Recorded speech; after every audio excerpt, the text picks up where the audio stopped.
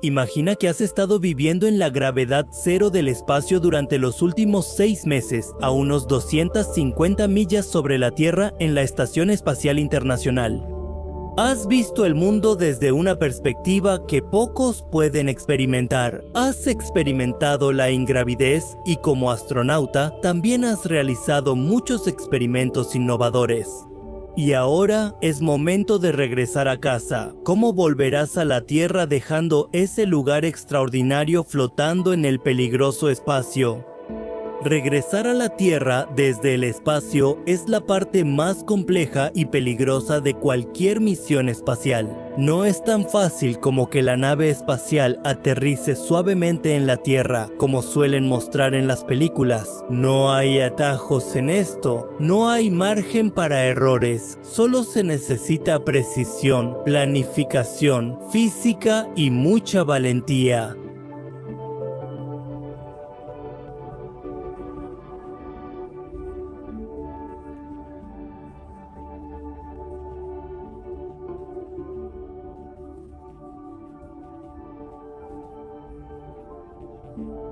Vida en la EA. ¿Por qué volver a casa? No hay atajos en esto, no hay margen para errores.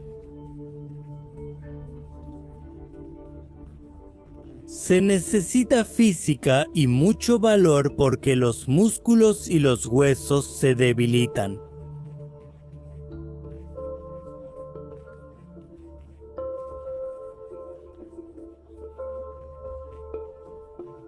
No hay atajos en esto, no hay margen para errores.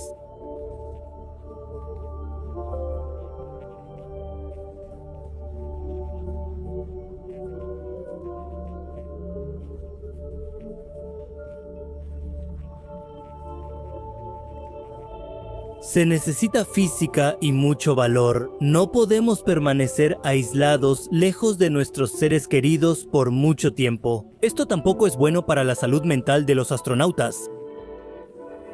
No hay atajos en esto, no hay margen para errores.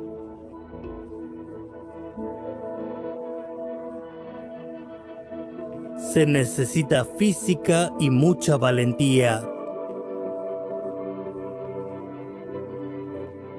No hay atajos en esto, no hay atajos para los errores. Se necesita física y mucha valentía.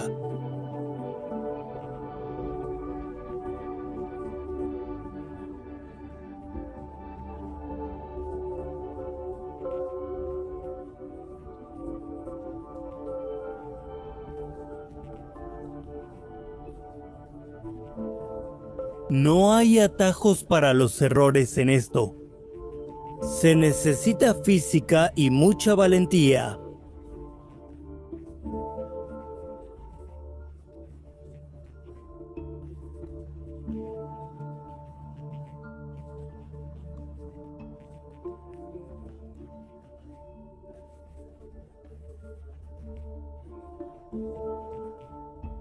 No hay atajos en esto, no hay atajos.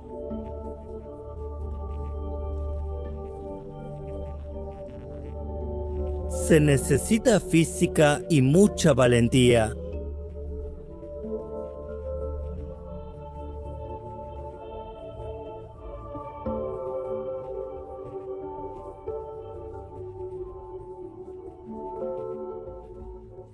No hay atajos en esto, no hay atajos. Se necesita física y mucha valentía.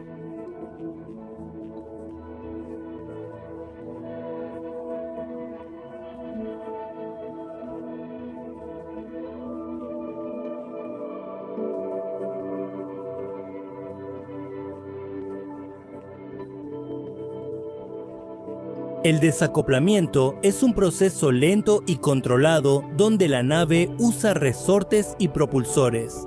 No hay atajos en esto.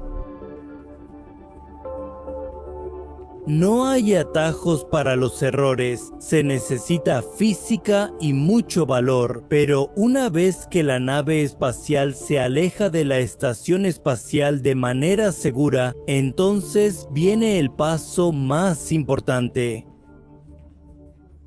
En el The Orbit Burn no hay atajos para los errores, se necesita física y mucho valor.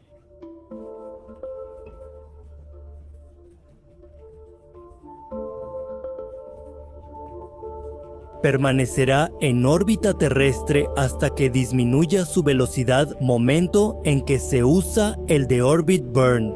No hay atajos en esto.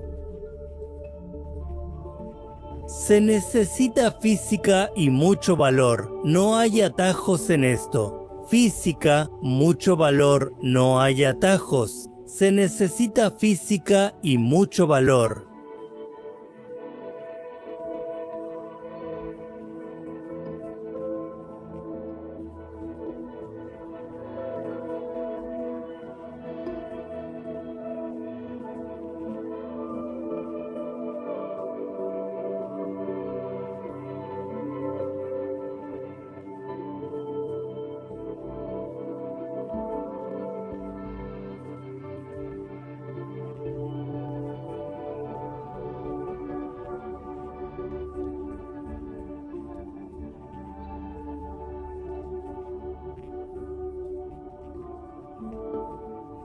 Durante la quema de desorbitación, se dan cuenta de que la gravedad ha regresado, pero durante la reentrada están en caída libre. Al entrar a la atmósfera de la Tierra, están soportando muchísimo calor y presión. La reentrada suele considerarse la parte más peligrosa de todo este proceso. Para lograrlo con precisión se necesita un equilibrio perfecto entre física, ingeniería y valentía humana. Una vez que la nave espacial comienza a descender, tanto la cápsula como la tripulación enfrentan la fuerza de la atmósfera. En este punto, la nave se mueve a 17.500 millas por hora y para descender se sumerge en las gruesas capas de la atmósfera terrestre. La fricción entre la nave espacial y el aire genera un calor de casi 3000 grados Fahrenheit. Este calor es tan intenso que, si la nave espacial no tuviera un escudo térmico, tendría que derretirse como una vela.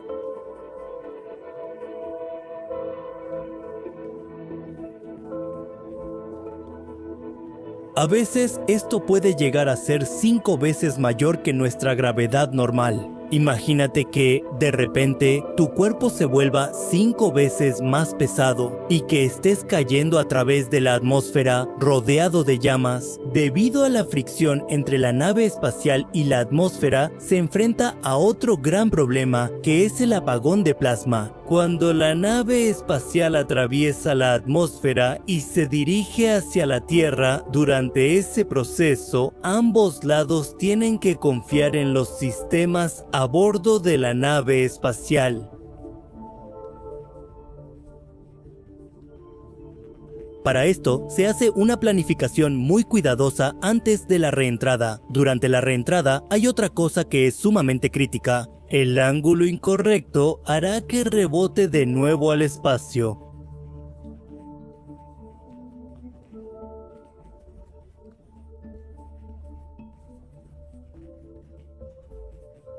Como las piedras que rebotan al lanzarlas al agua. Por eso, durante este proceso, toda la nave espacial debe ser navegada en piloto automático para lograr el ángulo correcto de reentrada.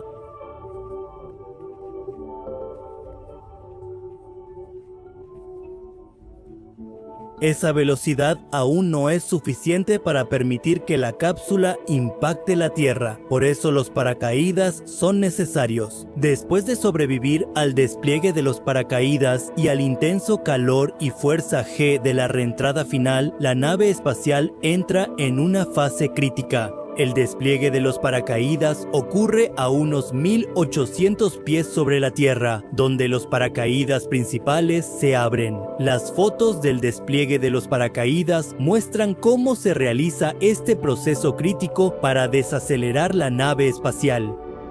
Virek Neshek y Vedantav participaron en la misión. Porque se siente como el módulo espacial desciende lentamente gracias a los paracaídas y el control emocional de la situación. aunque el descenso aún no ha terminado. Incluso si el viaje de cada cápsula espacial es similar, después de esto los caminos cambian. Por ejemplo, si estás en una cápsula Soyuz, se disparan los retrocohetes justo antes del aterrizaje, para que se pueda reducir aún más la velocidad de impacto de la cápsula espacial, justo antes de que la nave espacial toque el suelo. Estos pequeños cohetes desaceleran la cápsula con un último impulso para que la cápsula espacial aterrice de manera segura. Sin estos propulsores, el aterrizaje sería mucho más violento, ya que antes de aterrizar la cápsula reduce notablemente su velocidad. Por eso, los astronautas no sufren muchas lesiones y pueden ser enviados para el siguiente proceso.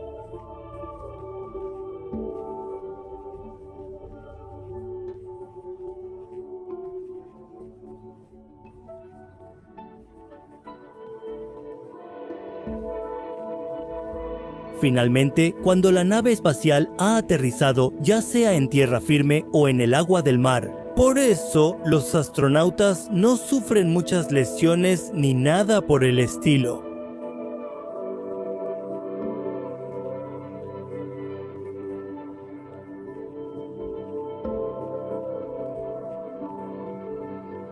Los equipos de recuperación no tardan en abrir la escotilla y sacar a los astronautas de la cápsula. Por eso, los astronautas no pueden sufrir muchas lesiones ni nada por el estilo.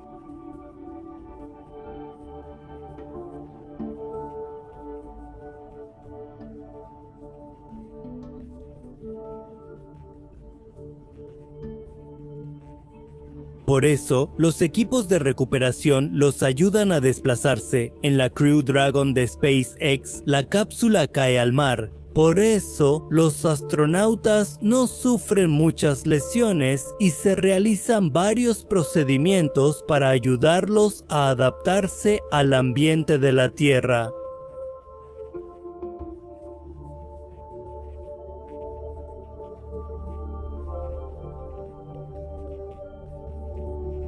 En ambos casos, los astronautas tienen que pasar por varias evaluaciones médicas para asegurarse de que su salud esté en buen estado. Debido a los cambios que ocurren en su cuerpo por vivir en el espacio, les puede tomar semanas o incluso meses recuperarse. Sus músculos y huesos empiezan a fortalecerse de nuevo. A menudo tienen dificultades para caminar, pero con el tiempo todo vuelve a la normalidad.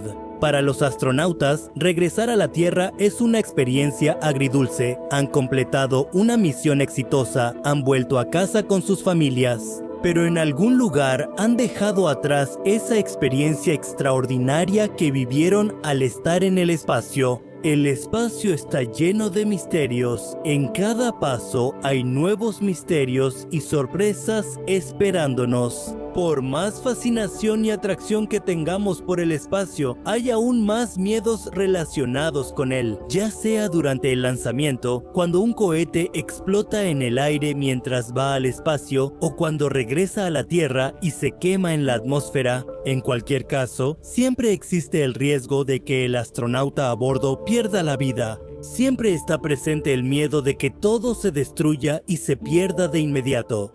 Pero hoy en día, los incidentes que hemos visto en el pasado ocurrieron ya sea cuando iban de la Tierra al espacio o cuánto tiempo sobrevivieron. Lo logrará.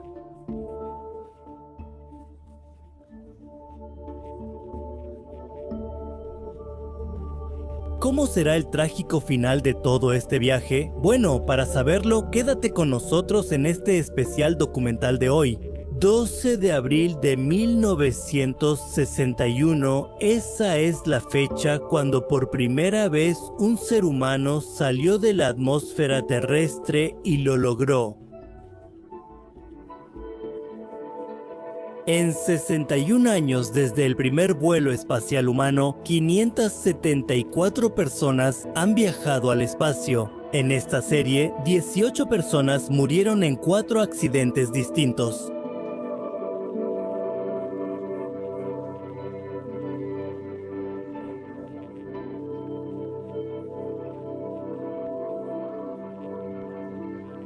Los tres eran cosmonautas soviéticos. Esto ocurrió hace casi 50 años, el 30 de junio de 1971. Un equipo soviético de 3 miembros regresaba a la Tierra después de completar su misión de 3 semanas. Esta fue la histórica misión Soyuz 11 que dio origen a la primera estación espacial del mundo, Salyut 1. Estos cosmonautas fueron enviados al espacio para ensamblar esta estación espacial. Trabajaron aquí de forma ejemplar durante 21 días seguidos y durante este tiempo permanecieron en el espacio más tiempo que cualquier otro astronauta o tripulación antes que ellos. Durante este periodo, realizaron muchos experimentos y estudios en el espacio durante sus caminatas espaciales y fueron víctimas de un incidente importante durante su misión.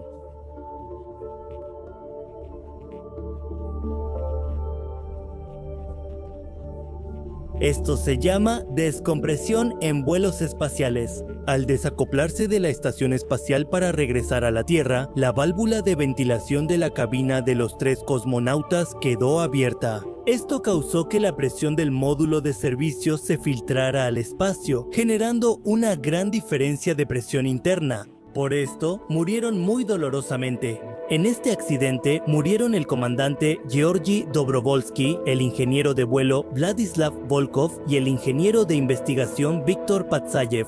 Más tarde, durante la investigación, se descubrió que esa válvula era una pieza defectuosa, la cual se llevó a los 3 científicos.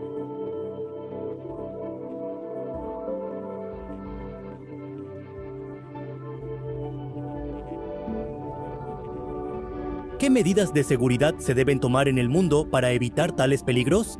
Tras este incidente, ocurrieron 2 grandes desastres espaciales, el del Challenger en 1986 y el del Columbia en 2003. Ambos accidentes sucedieron tras el lanzamiento o al terminar la misión durante la reentrada a la atmósfera.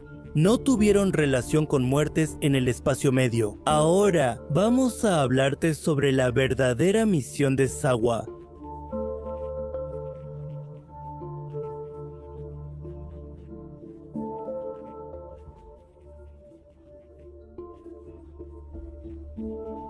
Los 3 cosmonautas murieron al estar expuestos a las duras y brutales condiciones del espacio, pero aún así estaban dentro de una cabina, muy lejos de una exposición completa. Por el contrario, en un escenario así, solo podrías sobrevivir unos pocos segundos.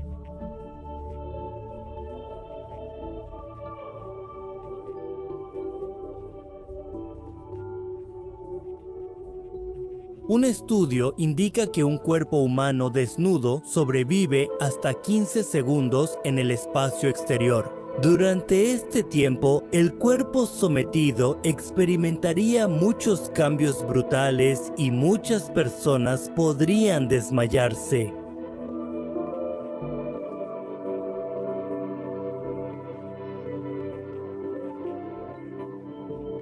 El espacio exterior es casi vacío absoluto, por eso no se puede respirar ni contener la respiración ahí. En el siguiente segundo de la exposición sentirás un dolor agudo en los pulmones y al mismo tiempo habrá un movimiento intenso en tus venas y arterias.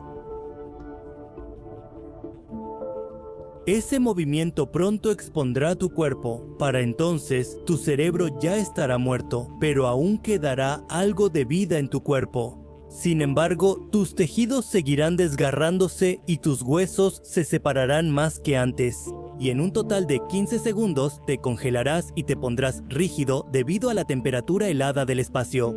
Después, tu cuerpo continuará avanzando en la misma dirección y velocidad en que fue expulsado, pero este viaje tampoco durará mucho. En una órbita baja de la Tierra, pronto reingresas a la atmósfera por la desintegración orbital, donde este viaje espacial a través de la atmósfera puede ser mucho más largo de lo que imaginas.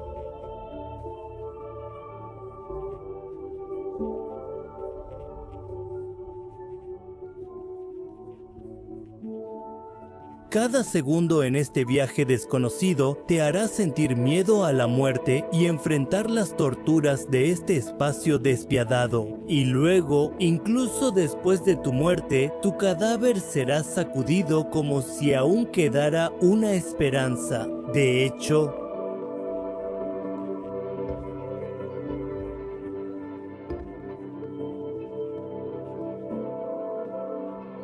en ese caso, lo más afortunado para un astronauta sería poder llegar a la estación espacial para pedir ayuda. De hecho, para hacer esto, su traje espacial tendrá un radio dedicado que puede transmitir su voz al equipo en la Tierra.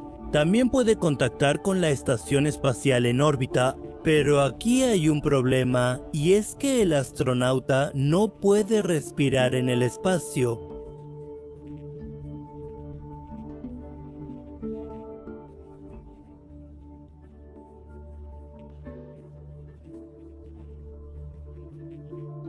Por ahora, no existe ninguna tecnología que pueda reunir a un astronauta perdido con la estación espacial. La NASA se asegura de que todo sea perfecto antes de enviar astronautas a una caminata espacial.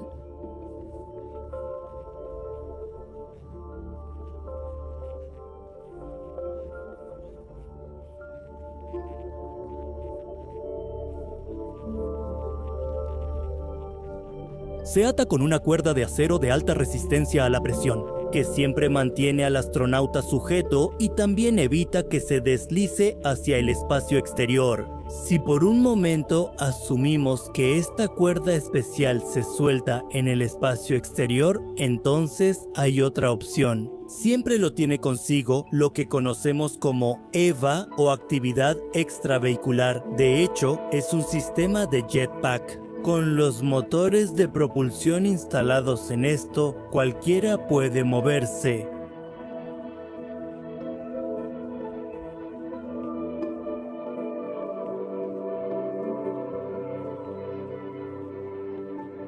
Estos dos cilindros en la espalda del astronauta contienen oxígeno y le permiten respirar durante la caminata espacial. Un tanque de oxígeno, en condiciones normales, puede bombear oxígeno al espacio exterior durante 16 horas.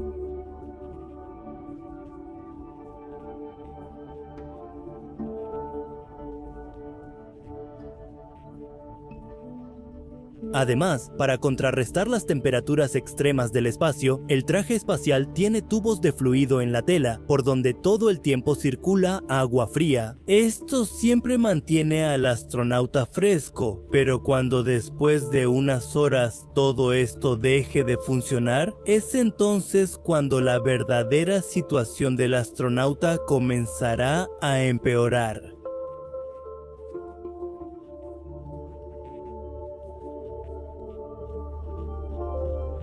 Desde morir por asfixia cuando se acabe el oxígeno, hasta que al descargarse las baterías por la descompresión, el astronauta será algo parecido a lo que imaginamos en los escenarios anteriores. Estas posibilidades ya nos mostraron el lado brutal y aterrador del espacio, pero al mismo tiempo también es cierto que para llevar la ciencia a nuevas alturas hay que tomar riesgos y superar el miedo para lograr la victoria.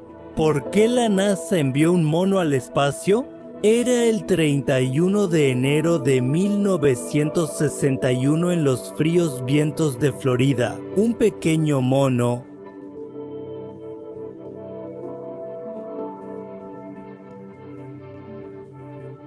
quizá estaba asustado, quizá tenía un poco de curiosidad o quizá sentía algo que no se puede expresar en el lenguaje humano. El chimpancé se llamaba Jem y en los siguientes minutos, con un fuerte estruendo, el cohete Mercury Redstone se elevó hacia el espacio y desapareció de la vista de todos. Pero dentro de ese cohete, él estaba sentado solo, rodeado de paredes de máquinas y afuera estaba el aterrador silencio del espacio infinito.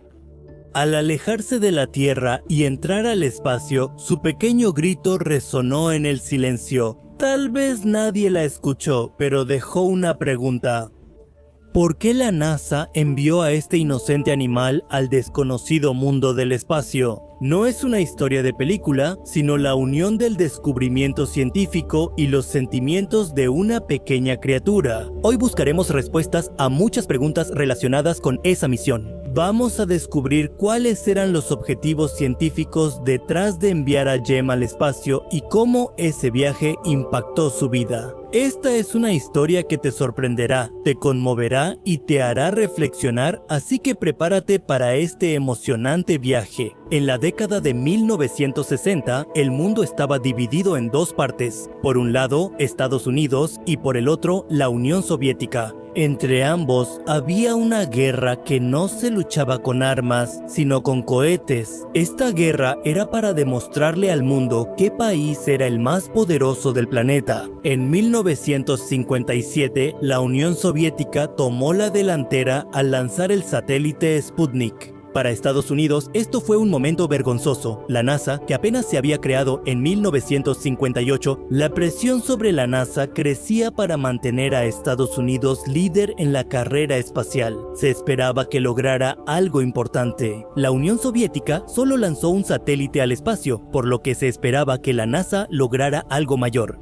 ¿Qué más se podía hacer? No hay nada más grande que enviar humanos al espacio, pero enviar personas al espacio no era nada fácil. Los científicos tenían muchas preguntas. ¿Cómo funcionaría el cuerpo humano en microgravedad?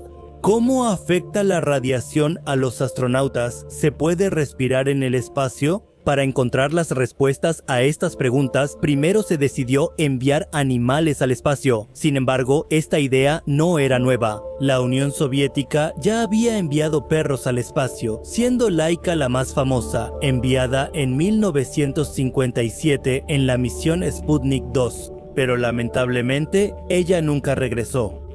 Estados Unidos había enviado moscas de la fruta y ratones, pero no fue suficiente. La NASA necesitaba algo más, un animal que fuera muy parecido a los humanos, que pudiera pensar como ellos y que pudiera realizar pequeñas tareas en el espacio. Los chimpancés eran ideales para este trabajo. Su cerebro, conducta y un 98% de su genética eran iguales a los humanos. El ADN los hacía especiales y esa fue la razón por la que Ham fue elegido para esta misión. El final de esta misión para Hulk no fue tan doloroso, pero dejó dudas sobre si estas misiones eran solo experimentos crueles. Este fue el sacrificio de los animales por el avance de nuestra ciencia para los humanos egoístas. La vida de Jem. Jem nació en 1957. En las selvas de Camerún, África, él solo era una cría de chimpancé. Jugaba, saltaba, dormía en el regazo de su madre y se columpiaba en los árboles. Su mundo estaba lleno de sonidos de la selva, el canto de los pájaros, el viento y los suaves gritos de su manada. Pero esos días felices no duraron. Una mañana, el ataque de unos cazadores cambió su vida para siempre. Su madre fue asesinada a tiros y a Jem lo capturaron. A la temprana edad de solo 3 años quedó huérfano. Lo encerraron en una pequeña jaula y luego lo llevaron en barco a Estados Unidos.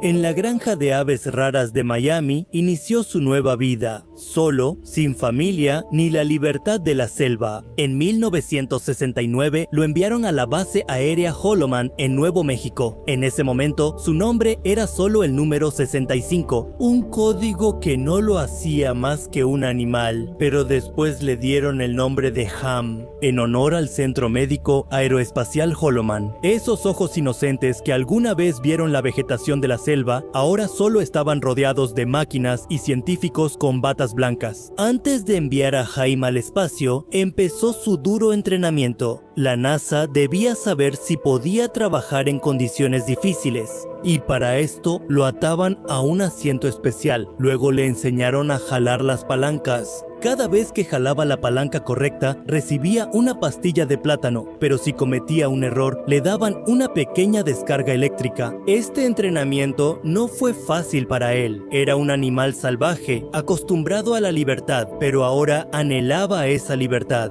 Debía sentarse horas diarias en un espacio pequeño, casi sin moverse, y además le daban descargas eléctricas. Probablemente no podía entender lo que le estaba pasando, pero tal vez llegó a aceptar esto como parte de su vida. Entonces, sus entrenadores notaron algo especial en Jem. Aprendía más rápido que los demás chimpancés. Su inteligencia y curiosidad lo hacían diferente, pero este entrenamiento también le robó su inocencia. A menudo gritaba y sacudía su jaula, como si pidiera recuperar su vida anterior. Pero al final aceptó esta etapa de su vida. Ahora estaba completamente listo, no solo para un experimento, sino para un viaje tan peligroso que en el futuro abriría las puertas del espacio para la humanidad. El día histórico del viaje espacial de Haim llegó finalmente el 31 de enero de 1961. Por la mañana, Haim fue atado a su asiento especial. Su cuerpo quedó cubierto por el traje espacial y tenía una expresión extraña en los ojos. Al despegar el Mercury Redstone 2, la fuerza G presionó su cuerpo. El cohete estuvo 6 minutos en el espacio. Haim jaló sus palancas como aprendió en el entrenamiento, mientras los científicos monitoreaban su ritmo cardíaco, respiración y actividad cerebral. Al principio, todo estaba bien, él estaba vivo y trabajando según el plan, pero hubo un problema en esta misión. El sistema de oxígeno del cohete falló y al regresar a la Tierra, la cápsula espacial cayó en el océano Atlántico, a unos 200 kilómetros de su lugar previsto. La vida de Haim estaba en peligro. Cuando el equipo de rescate abrió la cápsula, Haim estaba mojado y asustado, pero lo bueno era que seguía vivo. Él completó ese peligroso viaje al espacio. Su éxito le dio confianza a la NASA de que los humanos también podían ir al espacio. Y de hecho, solo 3 meses después, Alan Shepard se convirtió en el primer astronauta estadounidense en ir al espacio. ¿Qué aprendimos? El viaje de Haim no solo fue una acrobacia, tenía importantes fines científicos. En ese entonces, el impacto de la microgravedad en el cuerpo humano era un misterio. Los datos de Haim demostraron que incluso sin gravedad, el corazón y el cerebro pueden funcionar. Su ritmo cardíaco llegó a cerca de 150 latidos por minuto, pero se mantuvo estable. Al ir al espacio, no se producían cambios que pudieran causar daño a la vida o a la integridad física mientras se estuviera en una nave espacial segura. La radiación tuvo poco efecto. Saati, al usar las palancas, probó que la inteligencia y habilidades motoras funcionan en el espacio. Era información necesaria para el programa Mercury. Gracias a Haim, los científicos tuvieron la certeza y la confianza de que el ser humano no solo puede sobrevivir en el espacio, sino también trabajar allí. El corto viaje de Haim abrió camino para la misión Apolo y el aterrizaje lunar. Pero, ¿qué significó este logro científico para Haim? Haim fue traído de regreso del espacio, pero su vida nunca volvió a ser la misma, aunque ahora era un héroe. Sus fotos salieron en los periódicos, pero para él esa fama no significaba nada. Primero fue llevado al zoológico de Carolina del Norte y luego, en 1980, lo enviaron al Zoológico Nacional de Washington, D.C., donde vivía solo. La gente venía a verlo sin que él tuviera una selva ni compañeros, pero tal vez él no pudo entender eso.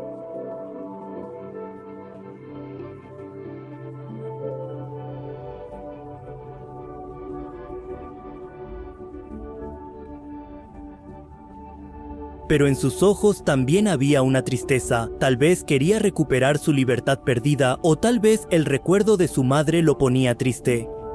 En 1983 murió con solo 26 años. Fue enterrado en el Cementerio Nacional de Arlington, pero en su tumba solo hay una pequeña piedra. ¿Realmente era un héroe o solo una víctima que los humanos usaron para sus propios sueños? ¿Qué ocurrió tras Haim? Luego de Haim, la NASA envió más chimpancés al espacio, como Inos, quien orbitó en 1961 en el Mercury Atlas V. Con el avance tecnológico, la necesidad de animales disminuyó. Actualmente, robots y simulaciones ocupan su lugar en misiones espaciales. Aún así, la historia de Jem es muy especial. Él asumió riesgos que los humanos no podían asumir. Es gracias a él que hoy hemos podido alcanzar el espacio. La historia de Jem tomó un giro final, pero su legado sigue siendo el conocimiento que obtuvimos de los datos de Jem. Esta fue una victoria para nuestra ciencia y nuestra buena suerte que Jem regresó sano y salvo. Pero esta misión cambió su vida por completo. Nunca pudo volver a vivir a su manera. Sí. La Estación Espacial Internacional es el laboratorio más grande que existe en el espacio. Pesa alrededor de 450 toneladas y algún día caerá a la Tierra. La cooperación internacional tiene fallas que confunden a los países, y esto puede convertirse en el mayor peligro para la civilización humana. Entonces, ¿cómo se bajará de manera segura esta megaestructura, la Estación Espacial Internacional, a la Tierra? Por casi 25 años, la civilización humana estuvo en la órbita baja de la Tierra. La estación espacial es donde se realizan experimentos para nuestro beneficio, donde los humanos han mantenido su presencia continua fuera de la Tierra. Y esta estación espacial unió al menos en el espacio a dos países con ideologías diferentes, dando un mensaje de unidad.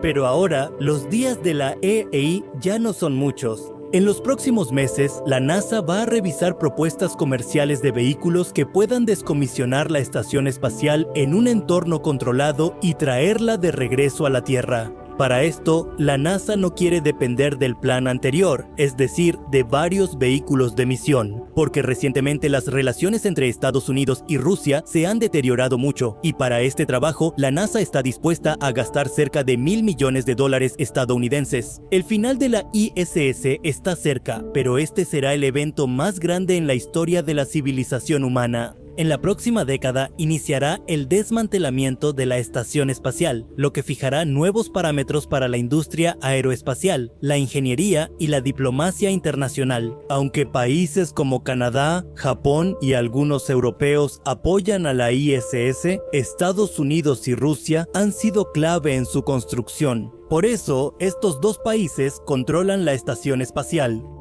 En 1998, los primeros módulos de la estación espacial, uno de Estados Unidos y otro de Rusia, ya estaban en órbita y se unieron en noviembre. En 2000, un astronauta y dos cosmonautas llegaron a vivir allí por primera vez. Y desde entonces hasta hoy, siempre ha habido al menos una persona presente en la EEI, pero la EEI ha funcionado mucho más allá de su tiempo límite original. Inicialmente, fue diseñada para operar solo durante 15 años, pero todavía sigue operando en el año 2024. Pero como dicen, nada dura para siempre, aunque no te guste. Pero la ISS algún día se retirará y tendrá que ser traída de vuelta a la Tierra, porque no es prácticamente posible mantenerla en órbita para siempre. La presión sobre la NASA crece para que presenten una estrategia clara y traigan esta enorme máquina de regreso. De lo contrario, esto podría ser un peligro para toda la civilización humana. Hay un dicho, todo lo que sube tiene que bajar. Algo similar sucede con la ISS. La gravedad de la Tierra constantemente la atrae hacia abajo. Para mantenerla en órbita, se corrige su trayectoria con impulsos periódicos. Sin estos impulsos, esta nave también perdería velocidad, lo que hará que su altitud, es decir, su altura, también disminuya y finalmente comenzará a hundirse rápidamente en la atmósfera profunda de la Tierra. Al entrar a la atmósfera, por fricción, se romperá y arderá. Eso no sucede, hemos visto que a menudo no pasa así, porque los propulsores de mantenimiento de órbita en la ISS están trabajando continuamente. Pero ahora el problema es que Rusia los controla, y todo el combustible y la carga que necesitan para funcionar, Rusia es quien los suministra. Teóricamente, tampoco es posible sacar a esta bestia gigante de la órbita baja de la Tierra y sacarla completamente de la atmósfera terrestre, porque levantar una estructura tan pesada sería demasiado costoso. Además, si la estación se abandona así, en una órbita cementerio, sería lo más peligroso. Sus piezas tienen más de 20 años y es imposible evitar que se desintegren. La estación espacial en la órbita cementerio será una amenaza para satélites y viajes espaciales. No querrías dejarlo simplemente en cualquier órbita, sería mejor si lo ves como una pieza de museo. Pero para hacer eso, tendríamos que traer la estación espacial de vuelta a la Tierra sin romperla ni quemarla, pero eso tampoco es posible, porque desmantelar la EI no es factible ni posible. Y la razón detrás de esto es que cuando se construyó la estación espacial no fue diseñada para ser desensamblada, fue hecha como una estructura permanente que orbita en el espacio. Y si se intenta hacer eso, los componentes que han estado expuestos a la radiación durante décadas crearán nuevos peligros en el espacio. Por eso, desensamblar la Estación Espacial Internacional también es un gran desafío. Así que estas son las dos formas en que la Estación Espacial Internacional caerá a la Tierra. O lo bajaremos intencionalmente a través de la atmósfera de manera controlada, o se desorbitará de manera incontrolada y caerá violentamente sobre la Tierra. Una de ellas es un enfoque peligroso.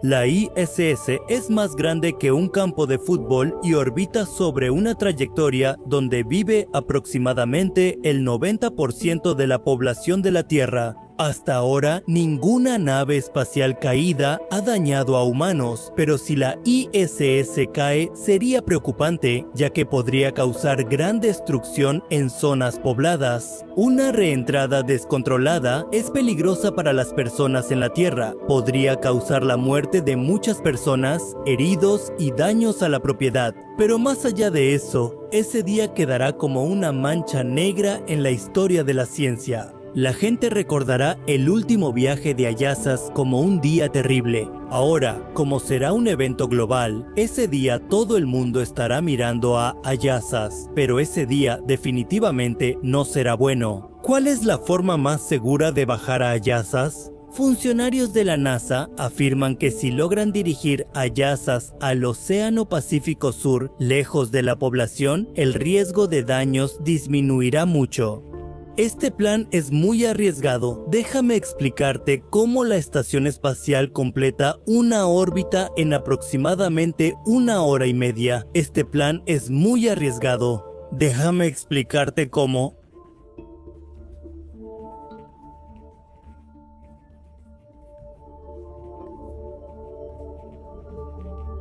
Para evitarlo, debemos traer la estación espacial a la Tierra lo antes posible, pero no es posible hacerlo rápido. Si hacemos eso, chocará fuertemente con la atmósfera. Esto aumentará la resistencia del aire y toda la estación se romperá en pedazos grandes. Por ejemplo, sus paneles solares y módulos perderán control y tomarán trayectorias impredecibles, lo que casi asegura daños a personas y propiedades. La geometría irregular de la estación espacial incrementa aún más el peligro. Por eso es necesario que cuando la ISS entre en la atmósfera de la Tierra, podría ocurrir un accidente terrible.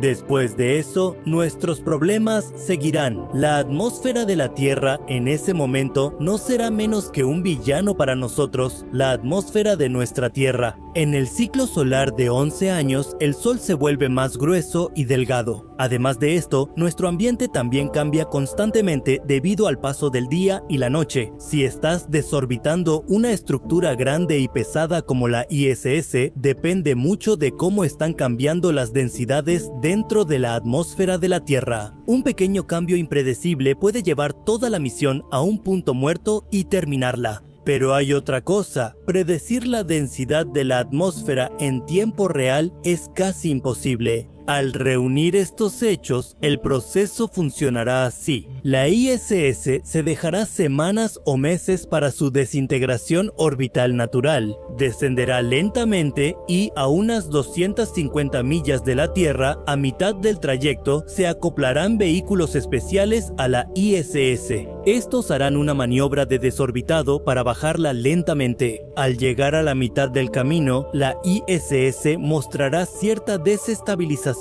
y comenzará a tambalearse. Cuando esto suceda a una altitud de 125 millas, los controladores de la misión ajustarán su trayectoria. Con un pequeño ajuste y mediante una quema de cohete, su órbita circular se cambiará a una órbita elíptica. La distancia mínima desde la Tierra será de 90 millas días permaneciendo fuera de la atmósfera terrestre. Luego, su trayectoria se ajustará para venir directamente desde el cielo. El desplazamiento lineal de su órbita elíptica se reducirá y finalmente se hará que caiga en el Océano Pacífico Sur. Todo el mundo verá esta increíble escena, cómo se llevará a cabo esta misión increíble. Antes, funcionarios de la NASA decían que 3 vehículos rusos Progress desorbitarían la ISS, pero el plan aún no se ha finalizado. Porque si usamos más de un desorbitador múltiple, puede haber problemas de coordinación, incluso si todo sale bien. Esto implica retos como diseñar y fabricar varios Progress y mantener listas sus plataformas de lanzamiento. Además, unirlos, mantenerlos conectados entre sí y hacer todo este trabajo en un periodo de tiempo tan corto no es menos que un desafío. En cuanto a la asociación entre Estados Unidos y Rusia en la EEI, las cosas no van bien. Desde que Rusia invadió Ucrania, la relación entre estos dos países ha llegado a su punto más bajo desde la Guerra Fría.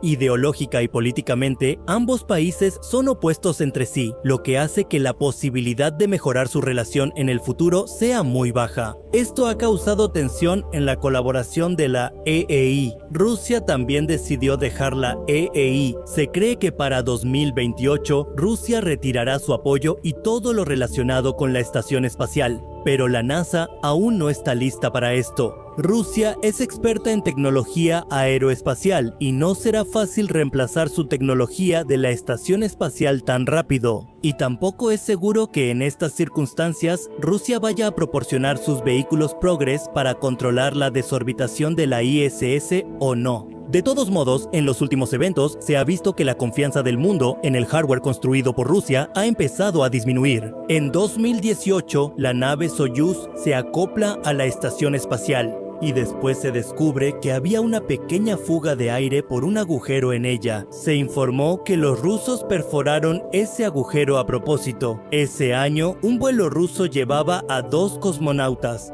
Por la falla en el lanzamiento, abortaron la misión. En 2021 se preparó un módulo científico, aunque originalmente debía ser lanzado en 2007, aunque hubo muchos retrasos, este módulo seguía teniendo problemas. Por una falla en los propulsores, la estación se desvió, pero el problema se detectó y se resolvió de inmediato.